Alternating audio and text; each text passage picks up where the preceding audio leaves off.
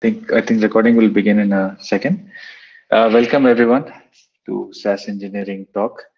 Um, Today we have a talk from folks from Capillary on building a multi-tenant retail data warehouse. The speakers are Satish and Vishnu. Satish is a tech lead at Capillary, works in data engineering. He has 5+ years in Spark and enterprise ETL data pipelines. Vishnu is an architect at Capillary with 10+ years experience building various components of enterprise CRM, and he works in the data platform team. I'll let them get started. In case you have questions at any point, at the bottom right, you'll see a activities thingy with like three shapes: a triangle, square, circle. If you click on that, you'll see Q&A. Just use the Q&A option to ask questions at any point, and in between, the speakers will stop to answer them. Over to you, Satish and Vishnu. Hi guys, Satish and Vishnu here. Good evening to all. We'll be covering, at Capillary, we have built a multi-tenant retail data warehouse. That's one big project we all been working on for a long time. We'll be covering some of the aspects that how we build this and some of the key considerations around this kind of design. Just a small brief of what Capillary, just some statistics, on the number of things, that number of transactions we process and things like that. This is including Capillary as a company, we are into the retail CRM solution space. Right? So we have a wide range of offerings catered to very different business solutions. Like for example, the engagement, campaign management, loyalty management, getting out insights from your data. So the full 360 view of CRM product suite is provided. That's basically the space we are in. So this actually begins from your POS integrations to bring, which brings in the data, your transaction data from retail shops, etc., to engaging the customers, designing your campaigns, give them gamified points and things like that, and finally provide an ability to slice and dice this data and take more decisions based on these insights. So these are sort of the ecosystem of things that we provide as solutions. So for the context of the talk, we will basically talk about the data platform and how some of these things are powered by the data platform. So here you can see a brief overview of a high-level overview of our data platform and other products. So, for example, like all these products that you see here, right? They all generate basically a lot of events and data, and that comes into our source data pipeline. That's a common pipeline for all the products that are built in Capillary. Now, here the magic of ETL takes place, and then this data is moved into our data warehouse actually.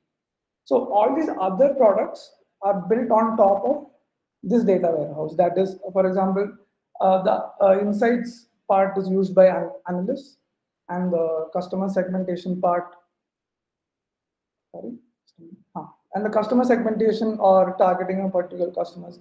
These tools are used by a marketing team, and recommendation engine is something again used, to enhance your engagement and things like that.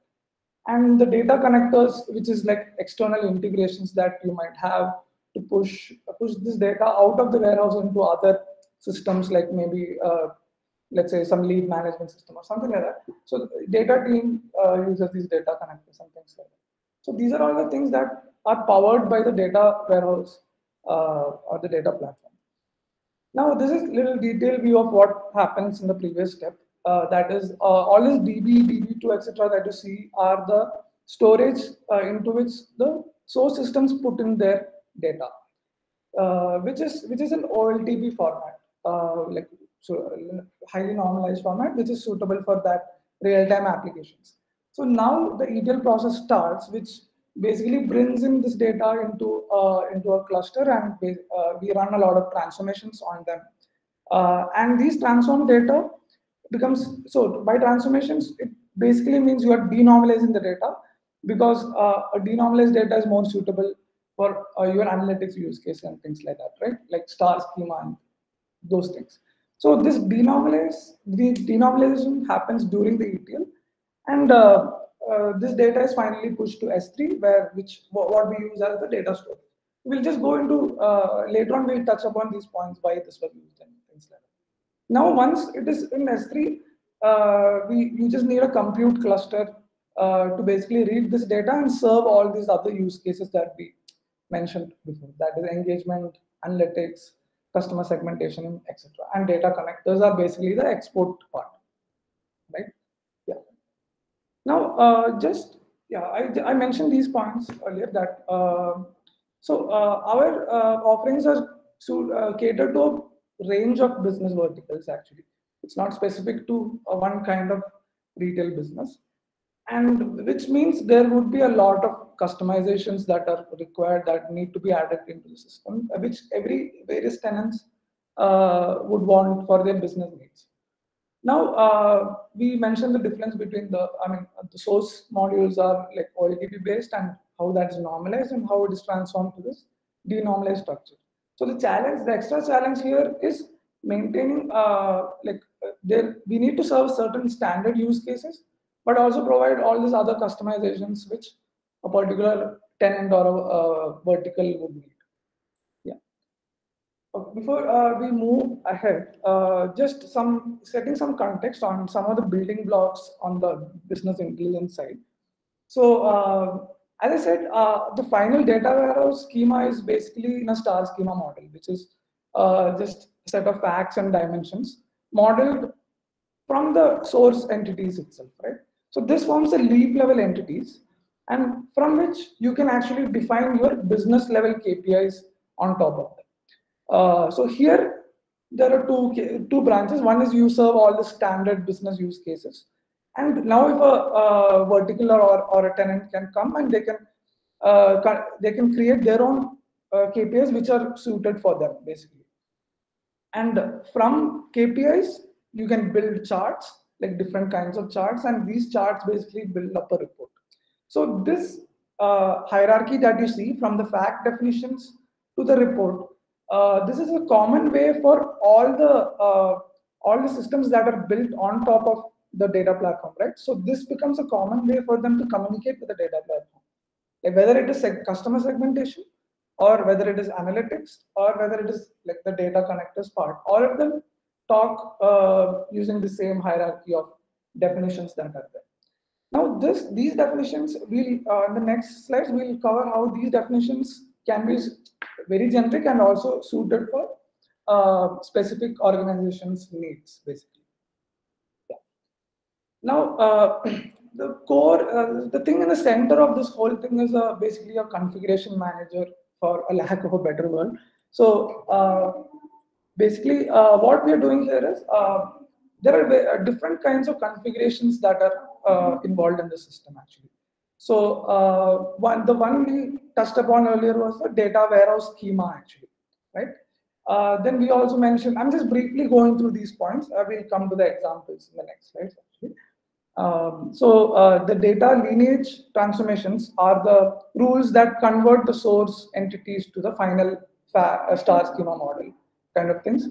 And we touched upon the KPIs and reports and charts. These definitions are there, right? So just keeping these things in context, we'll go into some examples of like how something is like common for an organization and generic, basically. So coming to one more aspect of the configuration manager is that it is central to the system. And we mentioned how using the same hierarchy of how the rules are defined, right? Like from the fact definitions to the chart to the reports. So this is all served from the same configuration manager, and that is why it is central in the system, and all the other systems are basically consuming this particular thing. Yeah. So the other advantage of keeping this central is that any changes that you make to these definitions are implicitly available for all the consumers of the platform actually. Okay. Now coming into some examples of what I was mentioning earlier. So this is basically a schema which is a standard transaction fact and a standard user dimension that is model, which every organization will capture basically, right? So they'll have a bill number, bill amount, which user purchased this, and at the user level you will capture the mobile, email, username, etc. These are all the standard schema, you can say, right? Now, when you come to a specific vertical wise definition, like a jewelry brand would need something, some set of columns compared to a fashion brand which would have another set of columns. Like, one more thing to note here is the thing here you can see the making price, a column that is same for both jewelry and fashion. But the making price definition would mean an entirely different meaning in a jewelry vertical compared to a fashion vertical. So yeah, and so this is basically overriding a definition, for a vertical or for an organization. And apart from overriding, you can define specific definitions which are just applicable only for that organization. So, for example, occasion is something that only jewelry would like to capture. Like, what is the occasion of this purchase, whether it's marriage or anniversary or whatever. And similarly, days since last visit might make sense for something like a fashion brand. Yeah. Now, another example would be like, let's say, F&B and healthcare. So here I'm just showing user dimension definition. So let's say there is a lapsation days is something. Lapsation days is common for both of them, right? But they mean entirely two different things. Like, for example, a lapsation for an F&B would be 1 week period. Like, if you haven't made any pizza purchases in the last 1 week, then they might consider you as a lapsed customer. But compared to healthcare, I mean, it need not be 1 week; it'll be more than 1 year or 6 months or something like that, right? Yeah, this is just stressing this the capability to override and also have new specific metrics and descriptions for your vertical or organization. So this comes to the point of the overridable feature in our configuration manager. So all the configurations that we mentioned earlier, that is all of these types of configurations, we can attach a scope property to it. Now, what this means is this configuration, if it is at the global level, then it is available for every tenant in our system, basically. Now, if this property is attached at a vertical level, then it means only the tenants which are mapped to that vertical, it will be applicable to them and it will be computed for them, basically. And at the same time, you can override or add it at a specific tenant level. Like, for example, it's one brand which wants this particular metric, it will be computed only for that brand or something like that. Imagine it like that. That is an overridable feature in the configuration manager. Now, a small anecdote kind of thing that happened and why this overridable feature is important was like, for example, we had rolled out a metric for every organization saying customer's favorite product. So, and the definition that was put was product most frequently occurring in all the transactions of the customer. And like what it turned out to be, sorry. So what turned out to be was the most favorite product was a carry bag, actually, for one particular tenant, actually, not for every tenant. So this was one particular retail tenant.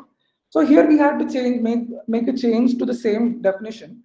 But what this change would be that we need to exclude certain product categories and then do the most frequent computations. Right? So here it's an overridden. You have overridden the same metric for your brand with a different meaning. So that is what this enables us to do. And the final consideration here is how flexible the system is. So I'm just touching these points. They seem like a long sentence, but we'll go into the examples. So for example, as a brand or an organization, you might have your own organization specific entity relationships around which you want to analyze data. That is your first kind of like flexibility. The other thing is like as a brand, you might have your organization specific jargon or language which you want to bring into your analytics or reports or whatever. Your org specific semantics or what you want to bring.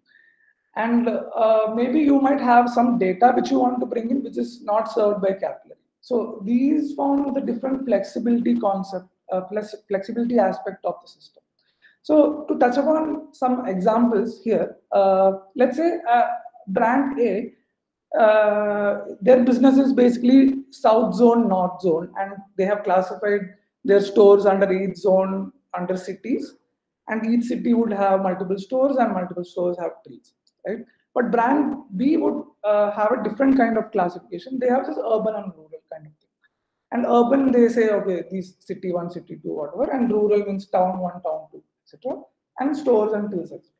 So now, if we give a very common interface, every brand, it won't be specific to the organization, right? Now, an organization can come and define this relationship that they have into our system, and all their reports will basically start mapping to these names and descriptions actually. Yeah. Another example on the similar terms is like something like, let's say the transactions outlay state. So as Capillary system provides these statuses by default, like it will detect a bill as internal, fraud, outlier, normal, etc. But as an organization, you might find this like too detailed and you would want something like true or false. So you can map your definition to the existing definitions that are there and override them basically. Right? Another example is basically age group. Now we all know you can't do a lot of analysis just by capturing age, and it always makes sense to capture age demographics, like it should be like 20, 25, adult, like that. So yeah, you can do this bring in your mapping like this. Like you can say that okay, this is the age range, then automatically assign it as adult. If it is your range is 45 to 60, make it a senior, something like that, right? And now it makes it very easy for them to visualize their data and slice and dice around that. Yeah. So till now we talked about the configuration manager and how that is central in orchestrating everything, like all our products around the data platform. Now we'll touch upon how the data is refreshed, like the ETL part, what happens over here, and how multi-tenancy is playing a role in this side of things. Before I go here, are there any questions on it?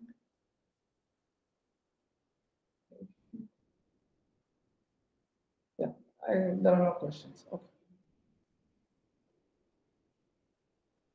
So this is a high-level overview of what our ETL looks like, the various stages that are there. So it's very straightforward to understand from this diagram that the source data pipeline is a very global thing that happens irrespective of what tenant exists in the system. So once that is complete, we are branching out, and now everything happens very specific to a tenant from this point actually. So we have the dimension ETL computation, which will basically compute all your dimensions like users, product, those things. And we have the facts that are computed, which is the transactions fact, leads fact, you can imagine it like that.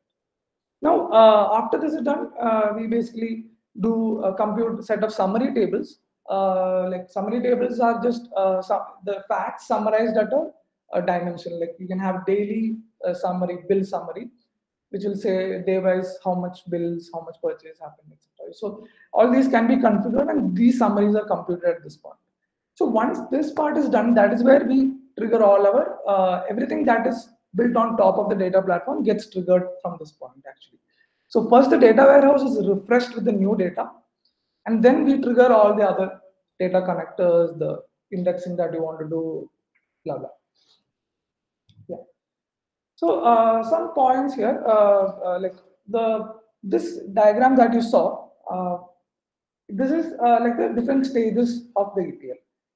In reality, each of the stages will explode into a directed acyclic graph of tasks actually. So by task, each task have an objective to do a transformation or it could be a query which changes the data or something like that. You can imagine it like that. So it forms a DAG of transformations, and that is how we actually execute the ETL, right? Now this DAG is it's not a static DAG. By static, what I mean is we have not defined the workflow, and that it's not that the same workflow is running every day. So what happens is we are generating the direct acyclic graph of tasks on a daily basis because the platform is agnostic to everything else. Like it is agnostic to how many brands are coming in, it's agnostic to the rules that are defined, etc. So on a daily basis, we are checking the configuration manager to get what is the latest rules that are configured, what are the latest tenants that are in the system, and then we based on that we build the DAG of tasks and execute them. Right now, here we have like a large set of tenants, and we have limited resource to run our ETL. So that is the problem statement here. So now, how do you go about doing this? So, so what we do is something called an as late as possible scheduling of tasks. So, as a prior to this, basically we segment our tenants or organizations into different priority buckets, like priority 0, priority 1, priority 2. These segmentations can be done based on how important your clients are, and or it can be like some brands want their data refreshed by 7 a.m. in the morning, some would want it refreshed by 9 a.m. because their business opens at that time, right? So this segmentation of orgs based on the priority is very critical because we have a limited resource to run the ETL, basically, right? So so what happens here is for every task we have a statistical estimation of what is the duration of that task, how much time that task has taken in the last X number of executions, right? So with these data points in place, what happens is we start from the end task of that particular tenant. So let's say a brand which is in priority 0 org needs the data by 7 a.m. So we know that the last task for this org I can run, which is 5 minutes of duration, I can run as late as 6:55 a.m. From this point, we build we basically go back to the root node and keep scheduling every task when they need to run. Now, if you look at the P1 org, it can run as late as 8:55 a.m. And so for every tenant, this backward computation from the last task to the root node happens, and that is basically this as late as possible scheduling of tasks. Now, how is multi-tenancy playing here? Because we have already bucketed the organizations into different priorities, and the execution is also cognizant of the multi-tenancy, basically. So some orgs are basically running first, and then some other orgs are getting scheduled later, like that. Yeah. So the next section is basically how multi-tenancy is introduced in the resource management of the actual execution. So we covered the configuration manager, the scheduling part. Now comes the actual execution part. So I'm handing over to Satish to cover this section. Hi, this is Satish. Can you guys give us 2 minutes to resume on this?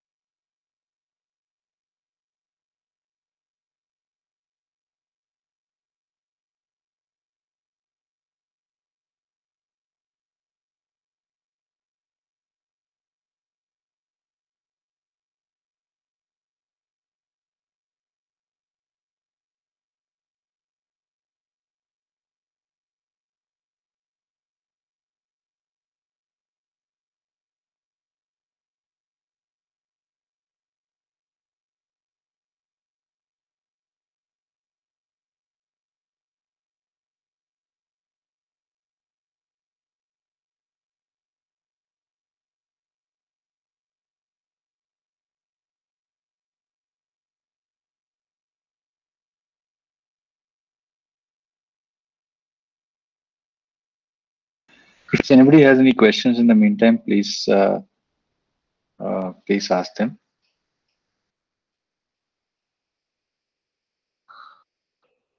You can use the bottom right. There is a button for activities. Click on that, and then you'll see Q&A.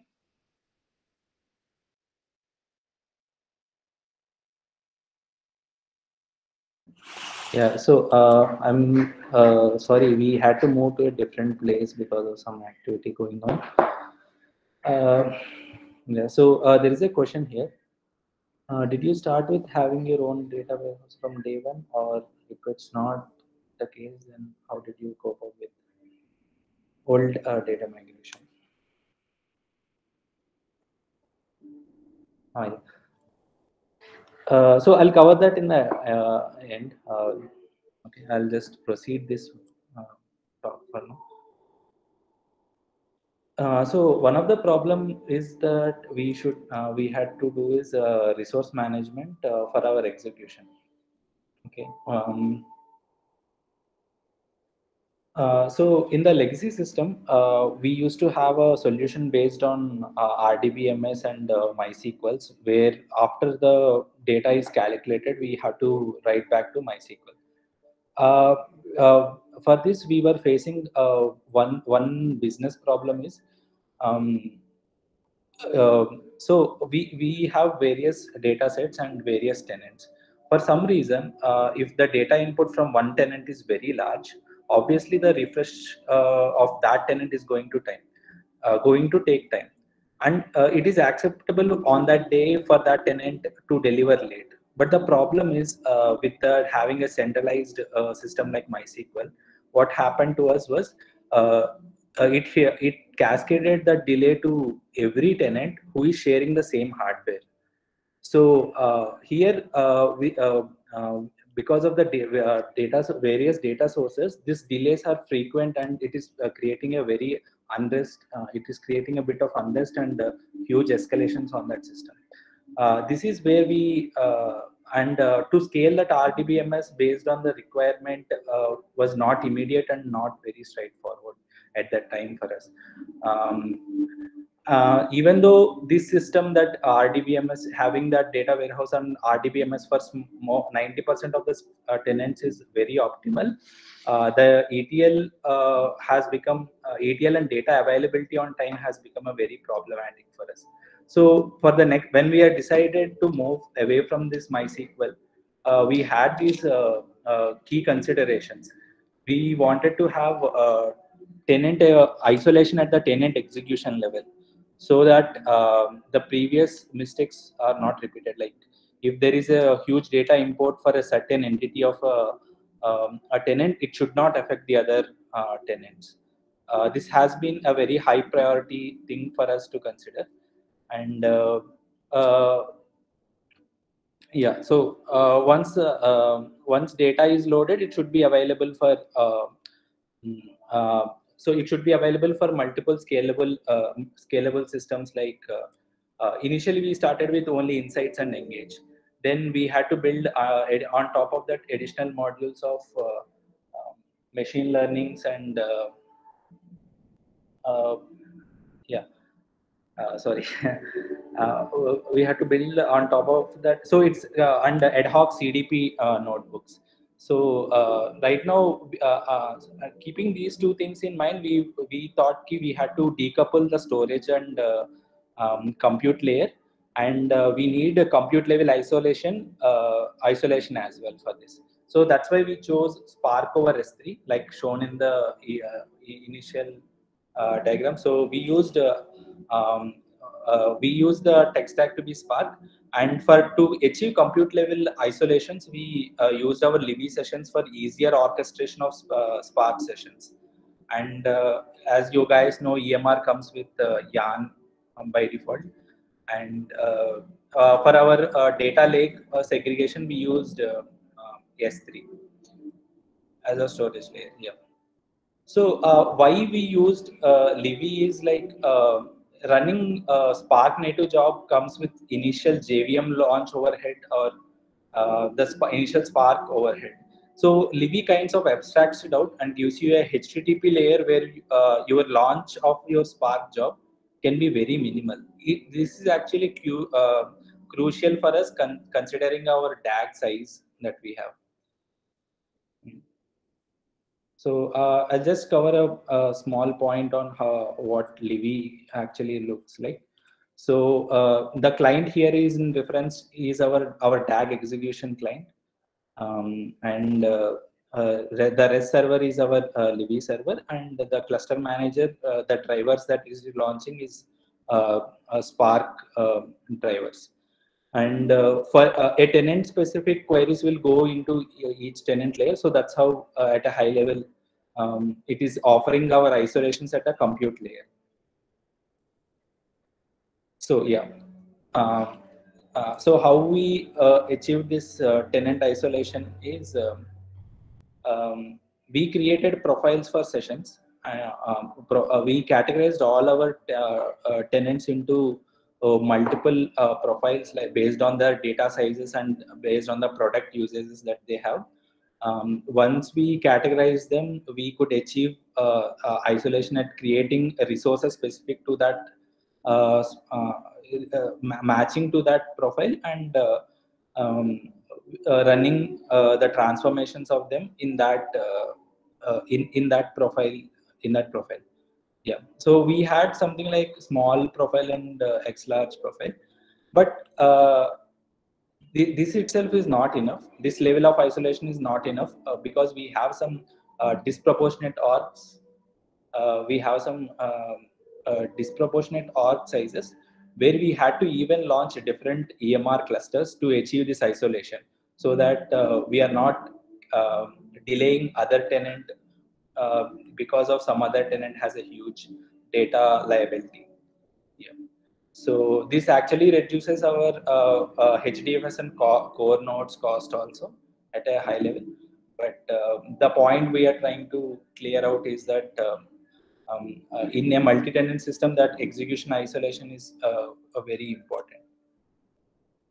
So finally, once we have this everything separated to tenant wise, and the enrichment, the final enriched data is stored into S3 into separate tenant specific locations. And from here, because our data lake is S3, it's read scalable. We can launch various clusters based on our use case. So we were able to launch for a few for our analytics, few for our engage capabilities, and few for our machine learning models, and another few clusters for ad hoc interactive query results. And yeah, so because these are because this is read scalable, and for the simplicity, we as everything is separated by tenant wise, the tenant specific context can be applied, and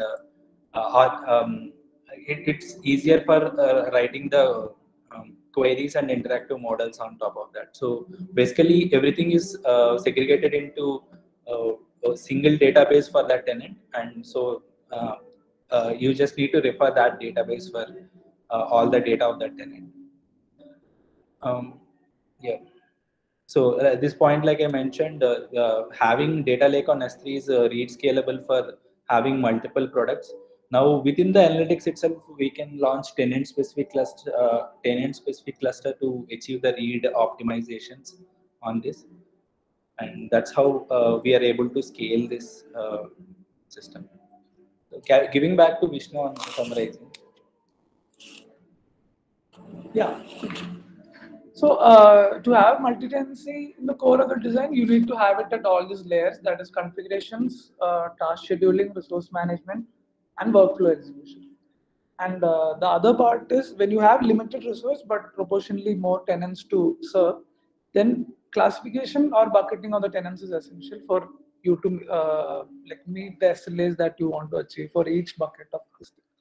So these were some of the learnings and some things that we have done here. Yeah. To answer the question. So the question was about migrating the older data. So Fortunately, what we had was like we had maintained that source data copy already in our RDS. That has been our source of truth. We have implemented tenant-wise recompute,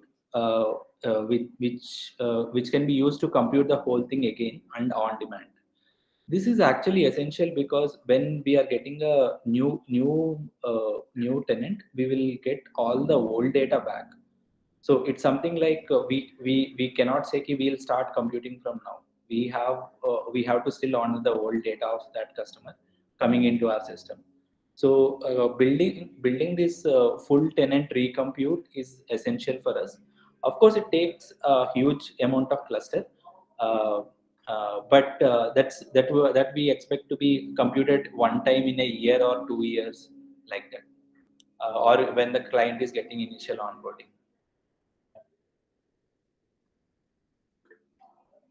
There is a question in the Q&A Yes. section. Yeah, so the question is, for a new customer you onboard, is the data pipeline setup automated? Yes, to a large extent. It's just like enabling that particular organization into a system. And the day when the data starts flowing in for that organization, as I said, the source data pipeline is global for every tenant. So the data keeps syncing in. Now, just enabling the tenant into the system will start refreshing his data into the data warehouse from that day. Any customization he requests will have to be onboarded later. So most of everything. Everything that is modeled, like every product that is modeled, they communicate in that star schema and that report and chart model that I showed earlier, right? But maybe there are some few integrations which are run through ad hoc queries actually. So we won't let the outside customers to access our data lake. We provided an FTP integration to export this data. From there, they can import and can query their own data. So this comes under the data connectors part. So you can configure them to export it to an FTP or an S3 location or any customer specific. Yeah. Okay, we have a question from Girish. How do customers consume the data? Do you expose the data through some canned reports? So the customers consume the data through all these product offerings that we have. Yeah, so basically one of the offering is the Insights product on which they can come and build their own dashboards and reports. And so basically charts, reports and dashboards basically in the Insights product. And other customers like marketing people, they use the customer segmentation tool to segment the customers, etc. So this is how they consume the data using different products that we have exposed. Yeah, that's it. Yeah, Girish. So as long as the requirement answers the star schema principle, they can write. They'll be able to build any any reports of their own. But like I mentioned, it has to it's on top of star schema, so the limitations are on the star schema.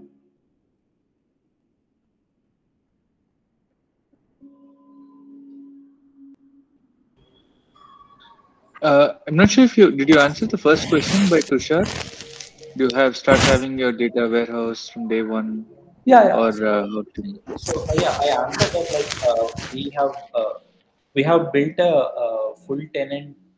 We have built a switch to compute the full tenant on demand basis. So tenant wise recompute recompute capabilities feasible with all the metadata already in place. So and we do have it for onboarding a new client also. We do require that. Okay, so based on the video. Yeah, Girish. Okay.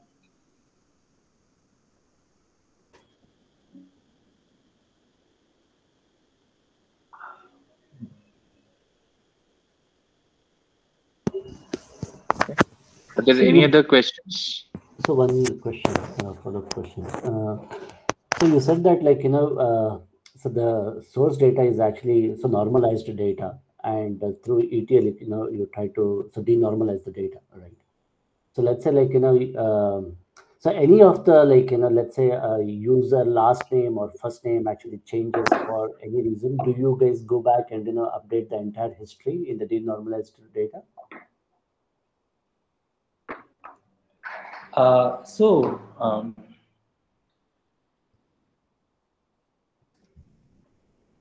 I think what we meant for denormalizing is denormalizing data specific to an event. Okay, it's not entirely joining our users table. So users at that level, it's still normalized to the standards of star schema. So user sees a dimension for us. So we store that user related information in one table, all the table, and the denormalization was I was talking to about the source tables which are related to same domain or same fact, like transactions, loyalty level denormalizations, and contact info related denormalizations. But we won't pre-join the dimension and populate to all the records. Does that answer your question? Yeah, and how, I mean, let's say in the if the customers want to access both the information at the S3 level, do you store them in different buckets and Yeah, we do generate the join query on the demand. So it's a drag and drop for that user. So he selects. We have, because like I mentioned, we define the star schema. We define the relation between how it has to be joined between two tables. But to an outer user, he thinks everything is a single view. So he just selects user dot let's say registered store or user dot age group, and he selects sales. So to him it's a single view, but underlying will be generating a Spark query with this join, and we fire it on the Spark. So this also answers the next question. Yeah, we do fire it on the Spark for the dashboards that for the customer build dashboard. And here they can apply various filters ranging from anything related to the raw data, they can apply that filter. So we cannot usually pre-calculate all the reports that are possible. So we have to fire that query on the Spark to get the insights. Got it. Thank you.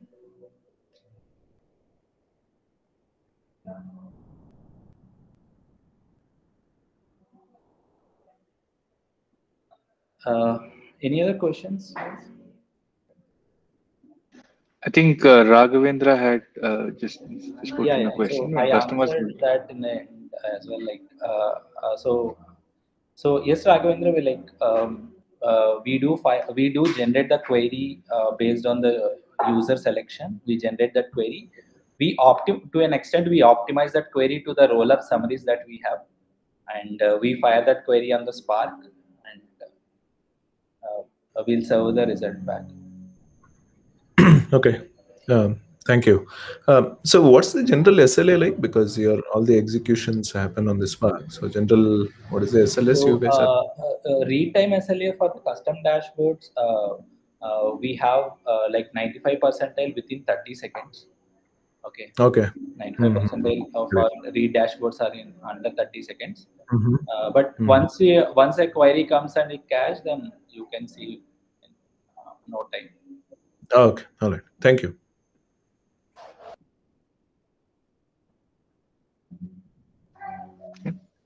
Any other questions? All right. Thank you very much, Satish and Vishnu, for the talk today. Thanks everyone for attending. I'll put up a couple of videos that I've missed out over the weekend and send out a note to everyone. Thanks again. Thank you guys. Thank you. Bye.